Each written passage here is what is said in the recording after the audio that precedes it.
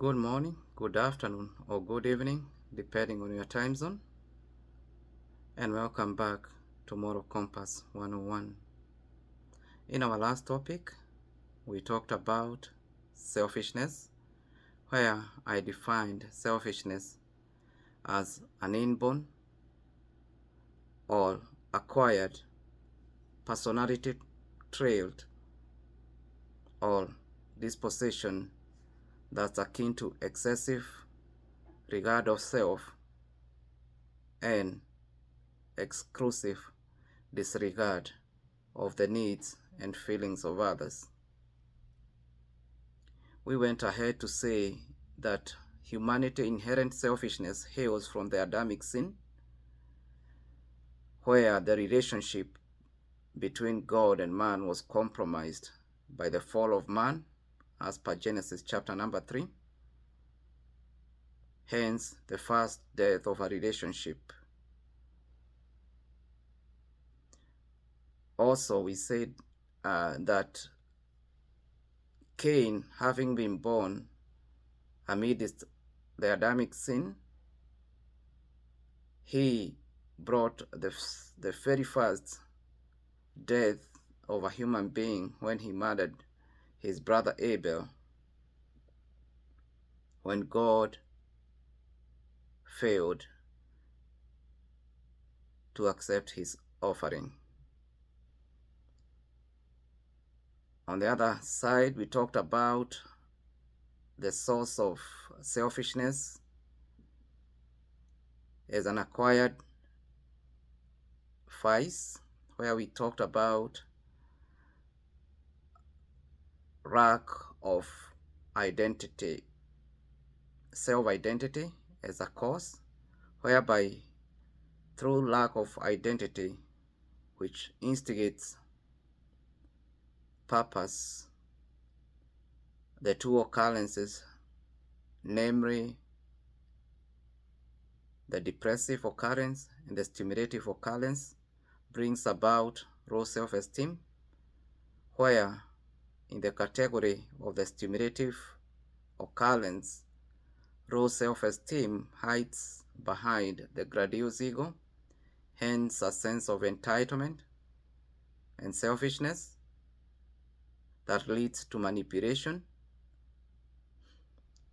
And we also talked about the second sources, permissive parenting, where parents fail to teach their children social skills that are necessary for interpersonal relationships. Hence a sense of entitlement and selfishness. In our today's topic, we shall counter that vice of selfishness with the virtue of selflessness. But before then, I would like please to request you to comment so that we can interact, subscribe to get edified, like and share to disseminate knowledge. So let's jump to our today's topic of selflessness, into bracket, the dying to self aspect. Allow me to approach this topic from two different angles. The first angle will be the besides me mindset, and the second angle will be the beyond self mindset. In the first angle, which is the besides me mindset, it's the aspect of thinking of others besides yourself. And the second category, that is beyond self mindset, it's a thought that will outlive you. Meaning, having found your purpose, we say that the present generation or your generation will celebrate you, and you shall leave a legacy that will make the future generation to emulate you, hence living beyond yourself. So, the first category, the besides me, I said the besides a self mindset that instigates a burden of responsibility for humanity welfare. Selflessness as an aspect of a besides self mindset will instigate a burden of responsibility for humanity welfare. That's when you consider the needs and the feelings of others besides your own. And the second category, the beyond self mindset, I say the beyond a self mindset necessitates and effectuates a commendable,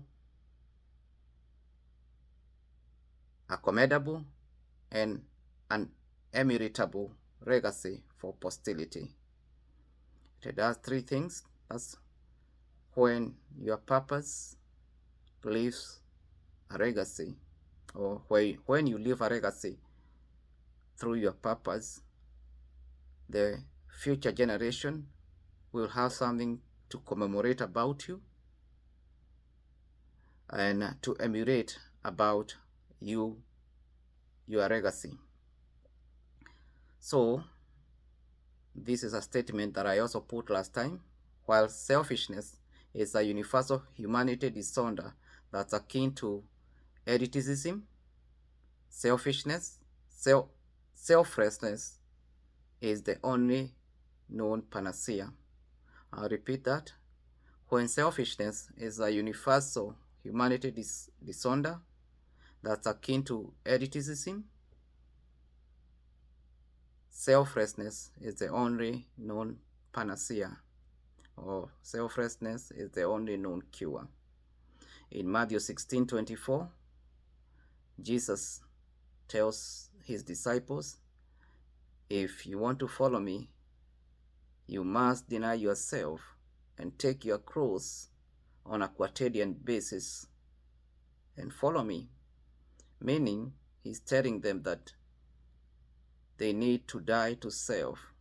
He's calling them to die to their selfishness in order to have that burden of responsibility about their service to humanity. So, this dying to self aspect brings us to the definition of selflessness. And in my definition of selflessness, I say that selflessness is a universal currency for all interpersonal relationships, viability, and the panacea that's akin to empathy, sympathy, compassion, egalitarianism, and utilitarianism. I'll repeat that selflessness is a universal currency for all interpersonal relationship viability, and the panacea that's akin to empathy, sympathy, compassion, egalitarianism, and utilitarianism. Selflessness is a universal currency that's akin to interpersonal relationship. Interpersonal relationship can be social relationship or corporate relationship. Social relationship like boyfriend-girlfriend relationships, courting, dating, marriage, and the like. And corporate relationships, these are the business relationships. Egalitarianism is a philosophical doctrine in human equality across social, political, and economic spectrum. This is a philosophical doctrine that believes that all human beings are equal regardless of their race, gender, faith, socioeconomic status, and the like. Yeah, this we see in the book of Luke, chapter number 13 and verse 34, when Jesus calls us to a new commandment, and he says that love one another as I have loved you, so you must love one another. This is not a request, this is a command, that as he has loved us, we must love each other. We must adhere to that aspect of selflessness through loving one another. Utilitarianism is the ethical doctrine that suggests that a decision or an action is good if it maximizes the overall being of the majority. In other words, the doctrine that an action is right insofar as it promotes happiness and the greatest good to the vast majority. That's the definition of the word utilitarianism. Okay, we go ahead. Selflessness obliterates what I call an inherent entitlement syndrome, or EIS, that's invariably that's invariably denoted by the aspect of me, myself, and I mindset. That aspect of me, myself, and I mindset is what brings about selfishness, and we have to obliterate that mindset in order to live a selfless life. The virtue of selflessness is supported by a universal maxim, namely the Golden Rule. And under the Golden Rule, we find the phrase or the maxim, do unto others the way you would wish them to do unto you. This is a great maxim because it's recorded in the Christian Bible, it's recorded in the Jewish Torah, it's recorded in the Buddhist Palkanan, in the Chinese Anarex. It's also recorded in the Hindu Veda and Gita. In other words, it is a golden rule that demands more responsibility from people of all walks of life, irrespective of their faith, political ideology, or socioeconomic status. It does not discriminate. It's a universal clarion call of selflessness to humanity. How do I obliterate selfishness in me? That's a good question. Finding and diligently pursuing your purpose in life eliminates doubt and uncertainty instigated by identity crisis, rendering you self-identity, which prevents you from having a sense of entitlement and selfishness contrived by low self-esteem that hides behind grandiose ego. That's something that I've talked about times without number. This occurrence, the occurrence of finding your purpose, also reveals to you that purpose is a personal endeavor, and therefore you aren't in a competition with anyone during your pursuit to fulfill your purpose. A competitive mindset to outdo others is one of the sources of selfishness and entitlement. So when you find purpose, you are sure that you are running your own race, and hence no need to compete with others. The only person you must be in competition with is yourself, who was good yesterday, became better today, and aspires to become the best tomorrow. In addition, finding and passionately pursuing your purpose eliminates low self-esteem that provokes an individual's sense of entitlement and selfishness that happens as a result of a biased mindset that the world owes you a living. That self, low self-esteem that hides behind grandiose ego is what provokes you to have a thought or a mindset that the world owes you a living. And hence you have to embrace that sense of entitlement that brings selfishness. Contrary to that biased mentality, the truth of the matter is you owe the world a responsibility to live it better than you found it. Finding and diligently pursuing your purpose gives you self-identity and a total conviction that you are running your own race, and hence no need of competition, of a competition mindset, which is the root cause of selflessness, of selfishness, and a sense of entitlement.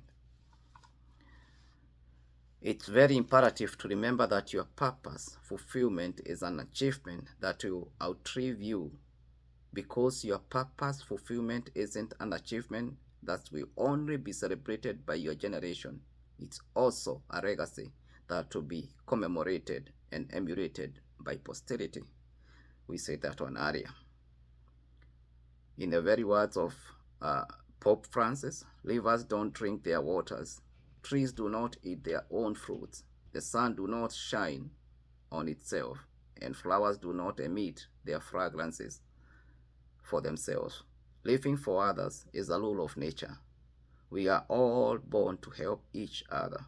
No matter how difficult it is, life is good when you are happy, but it's much better when others are happy because of you.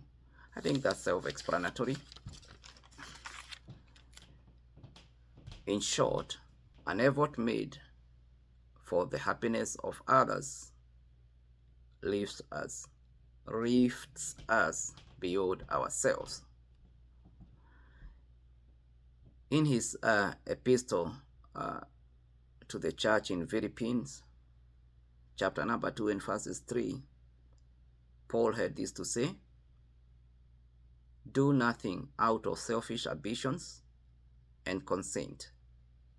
Rather, in humility, value others above yourselves, not looking to your own interest, but